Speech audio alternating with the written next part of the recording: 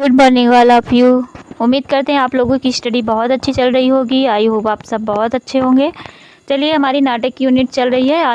नाटक यूनिट में हमने 5 नाटकों को कर लिया। आज हम देख रहे हैं धर्मवीर भारती का अंधा युग नाटक, और ये एनटीए का बहुत ही फेवरेट बना हुआ है क्योंकि इसमें से बहुत सारे क्वेश्चन एनटीए कर रहा है अंधा युग नाटक से। चाहे इनके क्रमों को पूछ रहा है, इनके अंकों को पूछ रहा है, इनके अंदर अंकों की लाइनों को पूछ रहा है क्रमशः लगाने के लिए। तो इसको बहुत अच्छे से आप लोग पढ़िएगा, नोट डाउन करिएगा। चलिए पढ़ना स्टार्ट करते हैं बिना किसी वक्त को गवाए हुए, बिना किसी बात के। तो शुरू करते हैं हम अंधा युग नाटक। ये कब लिखा गया था? तो अंधा युग नाटक का प्रकाशन वर्ष है 1955।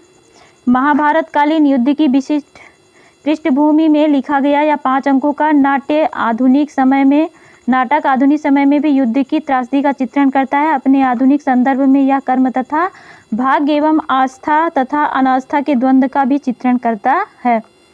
ठीक है, नोट्स बनाते रहिएगा, पेन कापी लेके बैठा करिएगा। हर दिन मैं हर एक क्लास में बता रही हूँ कहाँ से कितना क्या क्या पूछ रहा है, तो आप लोग नोट डाउन बहुत अच्छे से अपना नोट्स बनाते रहिएगा। तो है अनुक्रम, देखिए पहला अंक है।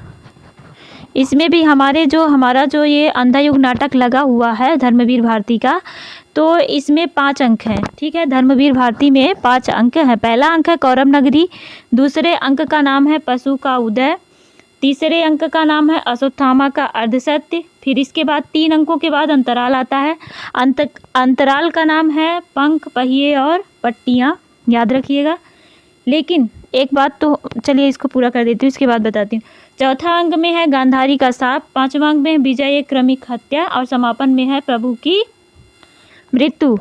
ठीक है, लेकिन पहला अंक शुरू होने से पहले स्थापना आता है। ठीक है, ये दृष्टि वाली बुक में नहीं दिया हुआ है, लेकिन आप स्थापना आता है। क्या आता है? स्थापना का नाम है अंधा युग। स्थापना का नाम क्या है? अंधा युग।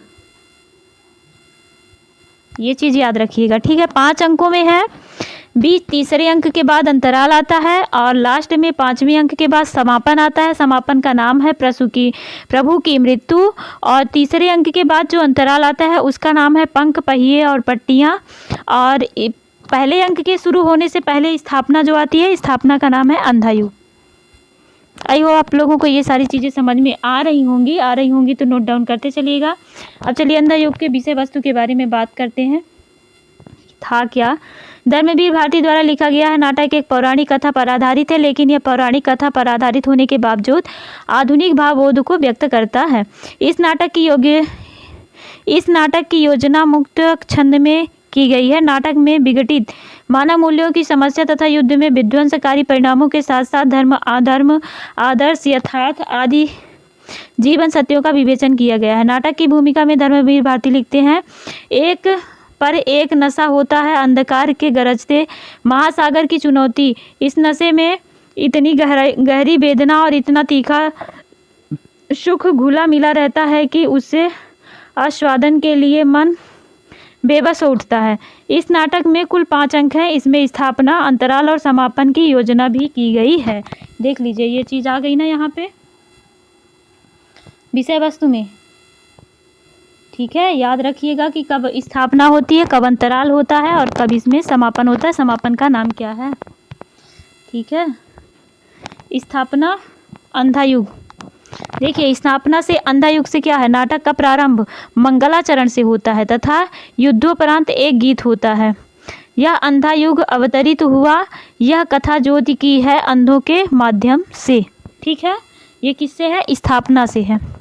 फिर है पात्र, इसमें देखिए अश्वत्थामा गुरु द्रोण का पुत्र है, दुर्योधन का मित्र है, कृष्ण का पांडवों में शत्रुता का संबंध है, पांडवों से शत्रुता का संबंध है इसका। किसका है? अश्वत्थामा। कृष्ण पौराणिक कथा से भिन्न मानवीय रूप में चित्रित है। गांधारी धृतराष्ट्र की पत्नी तथा कौरवों की माँ। फिर है धृतराष्ट्र जन्म से अंधे, हस्तिनापुर के राजा, पुत्र मोह में अंधा पिता है। ठीक है ना। कृतवर्मा क्या है? युद्ध के बाद जीवित कौरवों की ओर से लड़ने वाला फिर है संजय, व्यास द्वारा दिव्य दृष्टि प्राप्त करके महाभारत के युद्ध का आंखों देखा वृत्तांत धृतराष्ट्र को सुनाने वाला। विद्याचक, एक कल्पित पात्र है जो कौरव की विजय की भविष्यवाणी करता है, लेकिन भविष्यवाणी झूठी हो जाती है। बाद में अश्वत्थामा द्वारा उसकी हत्या कर दी जाती है। ठीक है, विद्याचक की। फिर है युत्सु, धृतराष्ट्र का दासी से उत्पन्न पुत्र जो युद्ध में पांडवों की तरफ से लड़ता है, युद्ध में अंत तक बचा रहता है। विदुर, गांधीवादी पात्र, कृष्ण भक्त, कुशल राजनीतिज्ञ। फिर है गौड़ पात्र। गौड़ पात्र में आते हैं पहरी 1, पहरी 2, व्यास, कृपाचार्य, युधिष्ठिर, भीम, गूंगा भिखारी और बलराम। फिर विशेष में है, इस नाटक में केवल एक ही स्त्री पात्र है। रंगमंचीयता की दृष्टि से एक सफल नाटक है यह एक गीत नाट्य है। इस नाट्य का रेडियो रूपांतरण भी किया गया है। नाटक पर ग्रीक नाट्य शैली तथा लोक नाट्य शैली दोनों का प्रभाव है। निर्देशन में नाटककार धर्मवीर भारती लिखते हैं। दोपहरी 2 घटनाओं और स्थितियों पर अपनी व्याख्याएं देते चलते हैं। वह बहुत कुछ ग्रीक कोश के निम्न वर्ग के पात्रों की भांति हैं। दृष्टि परिवर्तन व अंग परिवर्तन के समय कथा गायन की योजना है। यह लोक नाट्य परंपरा से ली गई है। अब चलिए देखते हैं थोड़ा कथा सार क्या है पहले अंक से। ठीक है ना, तो पहले अंक में कौरव नगरी, पहले अंक का नाम क्या है? कौरव नगरी। इस अंक का आरंभ तथा गान, इस अंक का आरंभ जो होता है वो गान से होता है। ठीक है ना, जिसमें युद्ध में कौरव पांडव द्वारा किए गए अमर्यादित आचरण और व्यवहार का उल्लेख किया गया है। युद्ध के अंतिम दिन दोपहरी कौरव महलों में राज्य नाश और कुलनाश का बोध करते हुए बातचीत कर रहे थे। तभी गिद्धों की टोली उड़ती आती है जो उन्हें अपशगुन सूचना लगती है। तभी विदुर तथा धृतराष्ट्र और गांधारी के बीच मर्यादा पालन को लेकर के संवाद होता है। इस संवाद में गांधारी आवेश में आकर कृष्ण को धोखेबाज और मर्यादा का हत्यारा कहती है। तभी वृद्धयाचक आता है जिसने कभी भविष्यवाणी में कहा था कि युद्ध में कौरव की जीत होगी।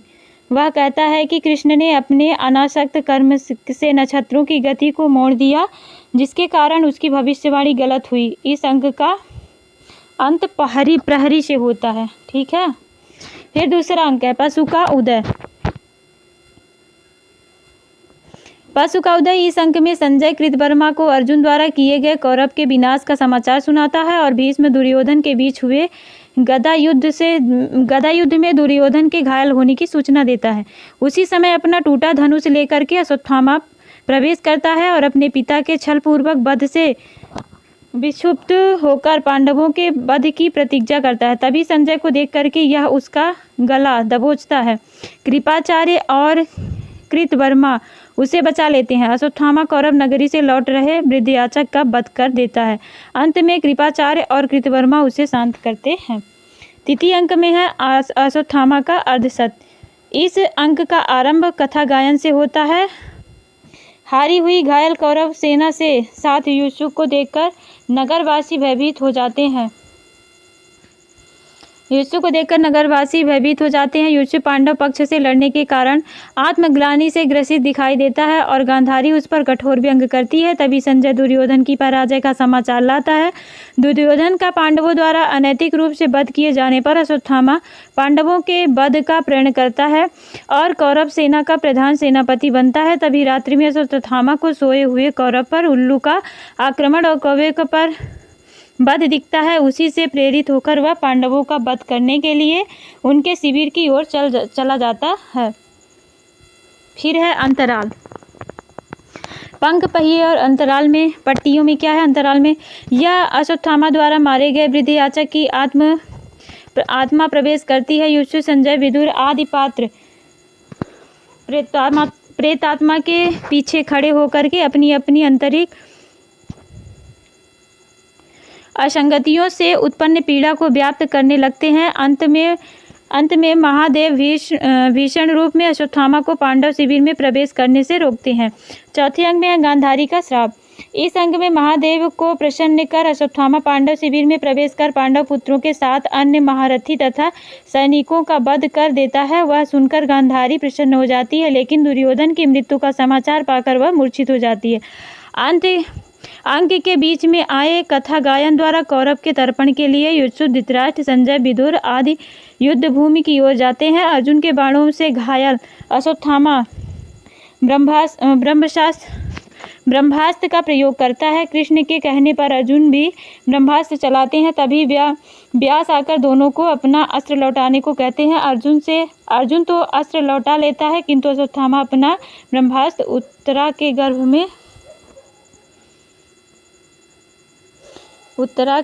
गर्भ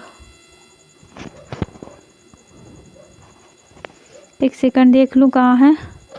करने पर ब्रह्मास्त्र लौटा लेते हैं। अश्वत्थामा उत्तरा के गर्भ, हाँ पता चला, गर्भ पर चला देता है, जिसे कृष्ण अपनी शक्ति से बचा लेते हैं। अश्वत्थामा पर क्रोधित होकर के कृष्ण श्राप देते हैं कि पीप घायों के युक्त शरीर लेकर के अनंत काल तक दुर्गम स्थानों पर भटकता रहेगा। युद्ध भूमि में गांधारी दुर्योधन के अस्थिर पंजर को देख करके कृष्ण को श्राप देती है कि तुम स्वयं अपने वंश का विनाश करके किसी साधारण व्याध के हाथों मारे जाओगे।